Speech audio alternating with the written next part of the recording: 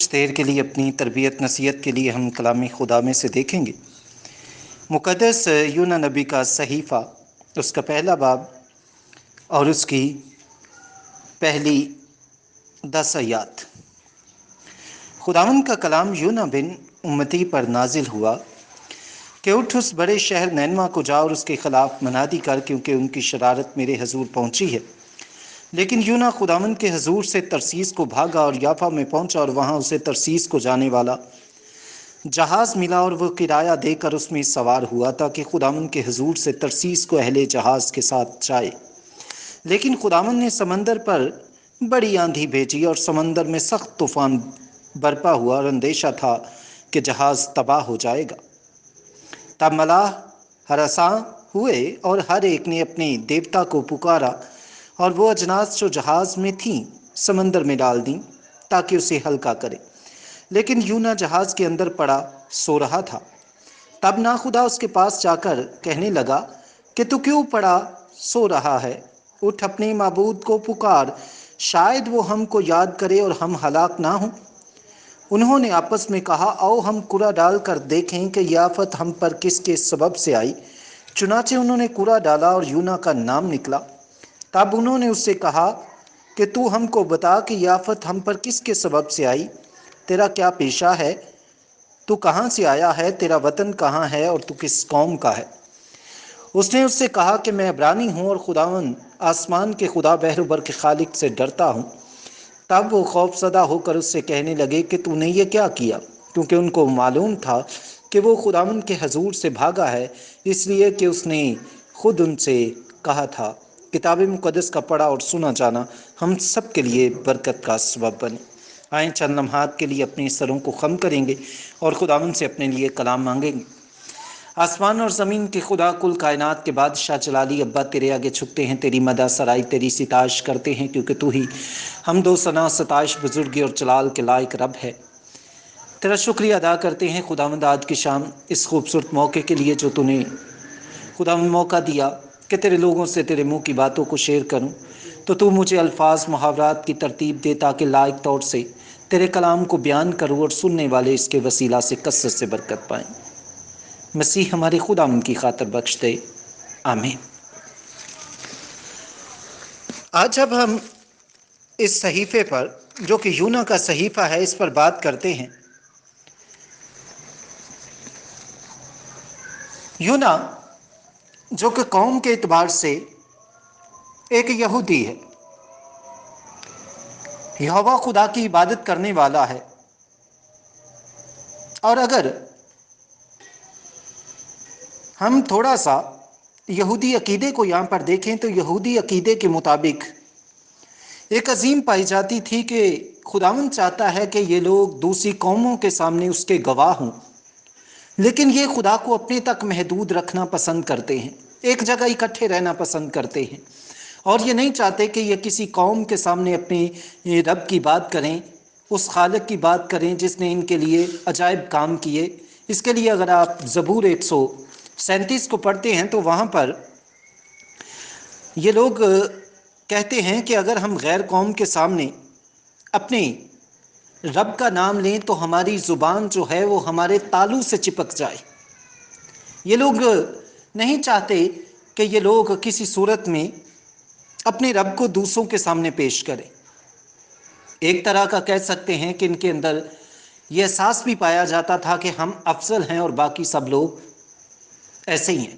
لیکن خداوند نے ایک شخص جس کا نام یونا ہے اس کی ذمہ داری لگائی کہ تو غیر قوم کے اندر یعنی موجودہ عراق کے اندر جا، اور جا کر قوم بنی اسرائیل کو تو نمائندگی کرے گا قوم بنی اسرائیل کی طرف سے، کہ ان کے یہوہ خدا نے جو کہ پوری سرزمین کا، پوری کہکشاں کا، آسمان اور زمین کا، ہر ایک ذرے ذرے کا رب ہے، اس رب کا پیغام ان تک پہنچا دے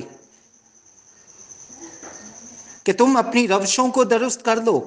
اگر تم ایسا نہیں کرو گے تو میں کیا کروں گا، تمہارے شہر کو تباہ و برباد کر دوں گا۔ لیکن یہ شخص آئیں ذرا حوالے کی طرف آتے ہیں. یہ شخص کیا کرتا ہے؟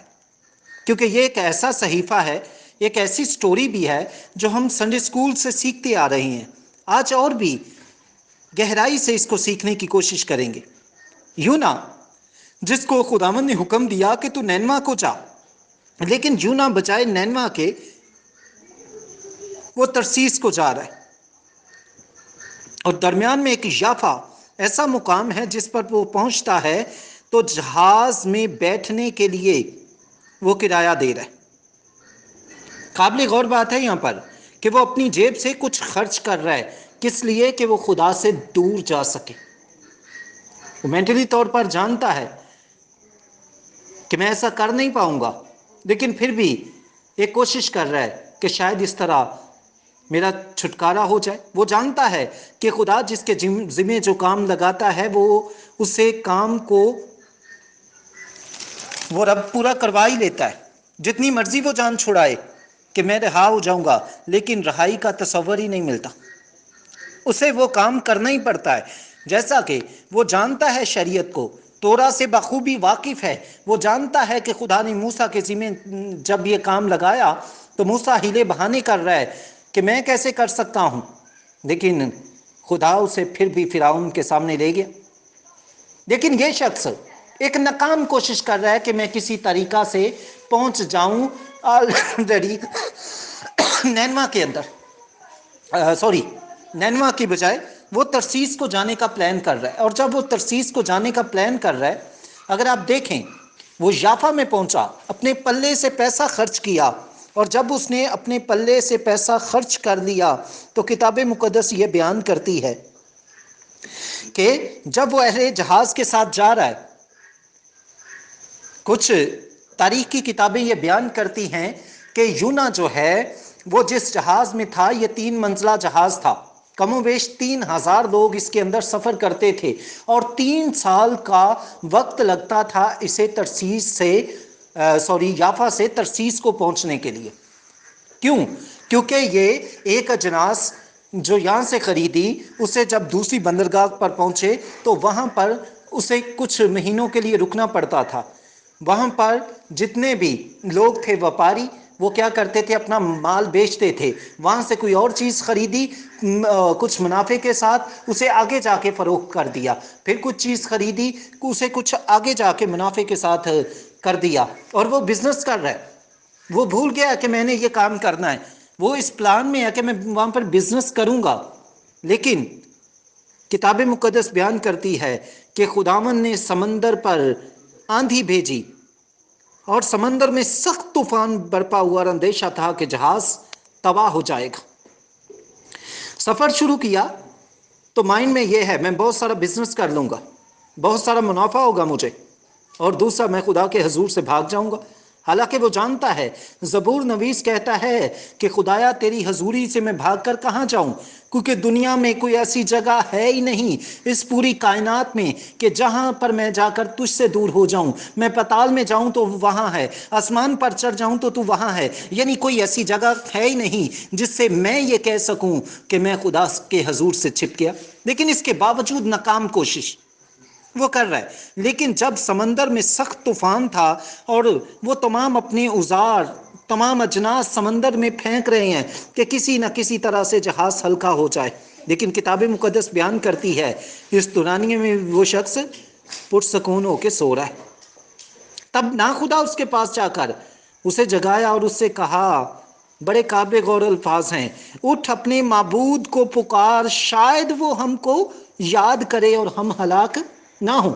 مصیبت کی گھڑی میں غیر اقوام بھی پکارتے ہیں خدا کو، وہ بھی کہتے ہیں کہ ہمیں رہائی مل جائے. تو اپنے معبود کو پکار، ہم تو اپنے اپنے دیوی دیوتا کو پکار رہے ہیں. اگر ان لوگوں کی ذہنیت کو دیکھیں، اس وقت کی تاریخ کا مطالعہ کریں تو وہاں پر لوگوں کا یہ ماننا تھا کہ پہاڑی خدا جو ہے وہ پہاڑوں میں کام کرتا ہے، جو سمندر کا خدا ہے وہ سمندر میں کام کرتا ہے، اور جو خدا میدان کا ہے وہ میدان میں کام کرتا ہے، جو صحرا کا ہے وہ صحرا میں کام کرتا ہے، جو برفانی علاقے کا خدا ہے وہ برف میں کام کرتا ہے.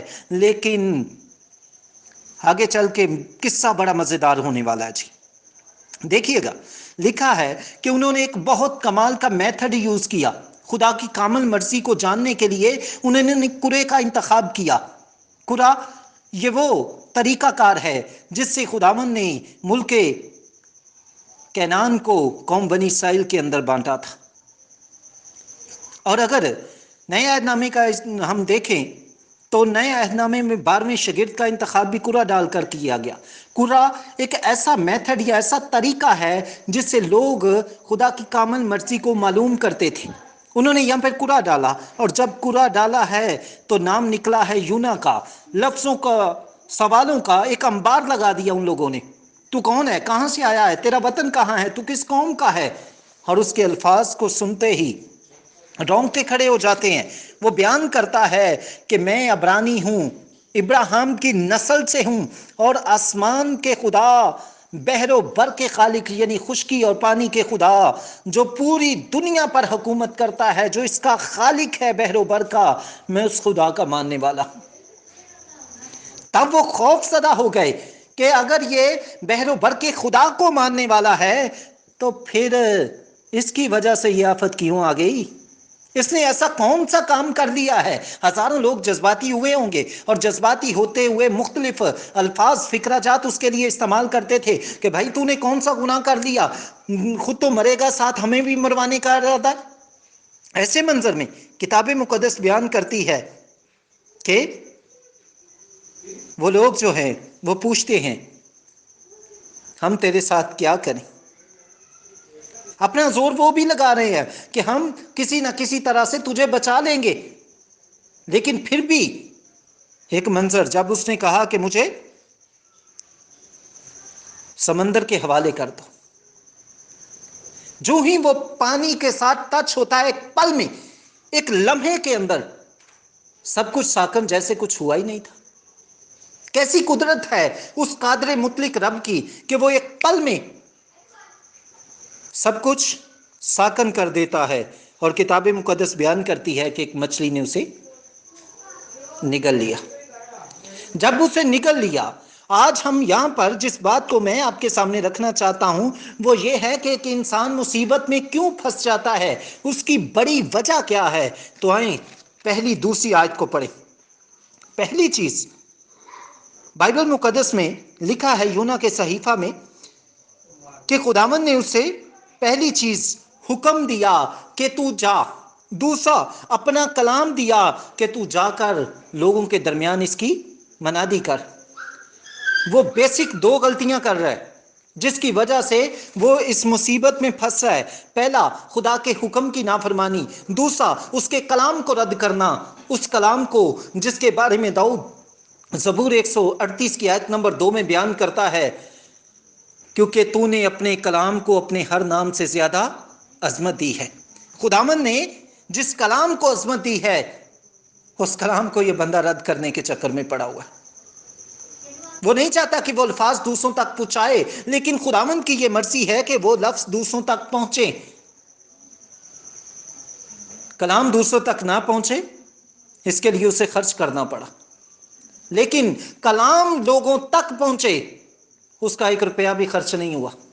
قابل غور بات ہے جی۔ یہاں پہ یونا جب مچھلی کے پیٹ میں تھا تو اس نے جب سفر کو شروع کیا اور نینوا تک پہنچا تو کتنے پیسے اس مچھلی کو دیے؟ 1 روپیہ بھی نہیں۔ اور وہ اس مقام تک پہنچا، اور جب وہ اس مقام تک پہنچا ہے تو اس سے پہنچنے سے پیشتر اس نے بہت ہی خوبصورت کام کیا۔ پہلی چیز، دوسرا باب پہلی اور دوسری آیت میں آپ کے لیے پڑھتا ہوں۔ تب یونا نے مچھلی کے پیٹ میں خداوند اپنے خدا سے یہ دعا کی، میں نے اپنی مصیبت میں خداوند سے دعا کی اور اس نے میری سنی، میں نے پتال کی تہ سے دہائی دی اور تو نے میری فریاد سنی۔ جب ہم دعا کرتے ہیں تو دعا کو ہم پورے طور پر کئی دفعہ سمجھ ہی نہیں پاتے۔ دعا بہت سارے خادم الدین بیان کرتے ہیں کہ دعا ہے خدا سے باتیں کرنا، منت سماجت کرنا، لیکن اس کی حالتیں جو کتاب مقدس بیان کرتی ہے وہ 2 وجوہات کی بنا پر مصیبت میں پڑا۔ پہلی چیز اس نے خدا کے کلام کو رد کیا، دوسرا اس کے حکم کی نافرمانی کر رہا ہے، لیکن 3 سٹیپ ہیں دعا میں جس کی بدولت وہ شخص اس مصیبت سے رہائی پاتا ہے۔ پہلا سٹیپ کہ وہ خداوند کی طرف متوجہ ہو گیا۔ جب اس کی طرف متوجہ ہے تو اس نے دہائی دینا شروع کی۔ دہائی دینا، واویلا کرنا، زور و شور سے چلانا۔ لیکن کتاب مقدس یہ بیان کرتی ہے کہ اس نے دعا میں خداوند کے آگے دہائی دینا شروع کی۔ زبور میں ہم بے شک گاتے ہیں، ہنتے میں یہوہ اگے دیواں گا دہائی، مینو آپ پہ رحم کر کے بخشے گا رہائی۔ لیکن یہ صرف گانے تک ہوتا ہے، کبھی اپنی دعاؤں میں اس بات کو دیکھا ہے آپ نے؟ کتنی بار ہم خداوند کے آگے دہائی دیتے ہیں، کتنی بار ہم نے خداوند کے آگے فریاد کی ہے۔ دہائی دینا ایک فرق سبجیکٹ ہے، اور فریاد وہ منظر یا وہ حالت ہے جس میں کوئی ثانی نہ ہو۔ ایسا ہی ایک واقعہ یسوع مسیح کی زبانی سننے کو ملتا ہے کہ ایک شخص تھا جو قاضی تھا، اور وہ قاضی نہ تو خدا سے ڈرتا نہ کسی آدمی کی اسے پرواہ تھی۔ ایک بیوہ ہر روز اس کے پاس آتی تھی، اور وہاں پر لفظ ہے کہ وہ اپنی فریاد لے کر اس کے پاس آتی تھی، اور جب وہ فریاد لے کر آتی تھی تو وہ ہر بار اسے دھتکارتا، ذلیل کرتا۔ لیکن جب اس نے اس کا پیچھا نہیں چھوڑا تو وہ قاضی کہتا ہے، ہاں میں اس بیوہ کا انصاف کروں گا۔